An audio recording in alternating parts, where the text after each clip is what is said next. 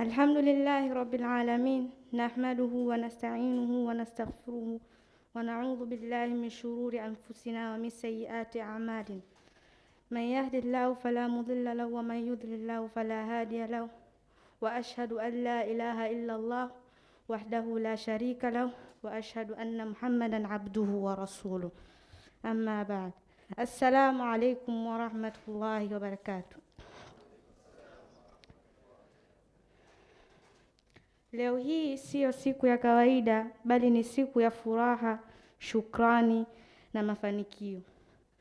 Tunasimama hapa mbele yenu tukimshukuru Allah kwa neema kubwa ya kutukusanya juu ya meza ya Qur'an tukufu, tukijifunza lugha ya adhimu ambayo ni ya Kiarabu.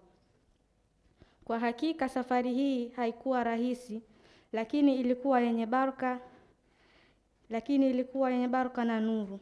Programu hii ilitufungulia milango mipya ya maarifa, tukauona uzuri wa Qur'an na upande wa lugha ya Kiarabu, na ikatujenga kiimani na kielimu. Tumegundua kuwa Qur'ani na lugha ya Kiarabu haviwezi kutengana. Lugha hii ni ufunguo wa kuelekea ujumbe wa Allah subhanahu wa ta'ala, ni daraja la tafakur na ni utambulisho wetu Waislamu wote. Kwa kupitia Qur'ani tumejifunza maadili mema, subra, uaminifu na wema.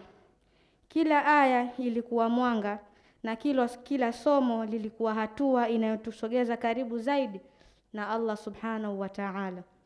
Kwa hakika wakati huu muhimu tunatoa shukrani zetu za dhati kwa walimu wetu wapendwa waliotulea kwa elimu na adabu, kwa subra na hikma. Pia tunawashukuru wote waliokuwa sababu ya kufanikisha programu yetu hii adhimu. Ndugu zangu wahitimu, kuhitimu kwetu leo sio mwisho, bali ni mwanzo wa jukumu kubwa. Tuchukue elimu hii, tuifanyie kazi na tuisambaze kwa wengine. Tukawe mabalozi wa Qur'ani na tabia njema na mwenendo mwema katika jamii yetu. Tumuombe Allah aijalie Qur'an iwe nuru ya nyoyo zetu na iwe mwongozo wa maisha yetu, na atupe uwezo wa kuisoma, kuielewa na kuifanyia kazi. Mwisho kabisa, ndugu zangu wapendwa, hii elimu sio mapambo ya maneno, bali ni amana nzito juu ya mabega yetu. Qur'ani tuliojifunza iwe nuru inayotuongoza na iwe hoja kwetu na sio dhidi yetu. Leo tunaondoka hapa tukiwa na jukumu kubwa, kuishi juu ya yale tuliojifunza na kueneza kheri na kuwa mfano hai wa maadili ya Qur'an katika jamii yetu. Tusiruhusu kile tulichokijenga kwa bidii kipotee, lakini tukilinde kwa vitendo, tukikuze kwa juhudi na tukieneze kwa ikhlas.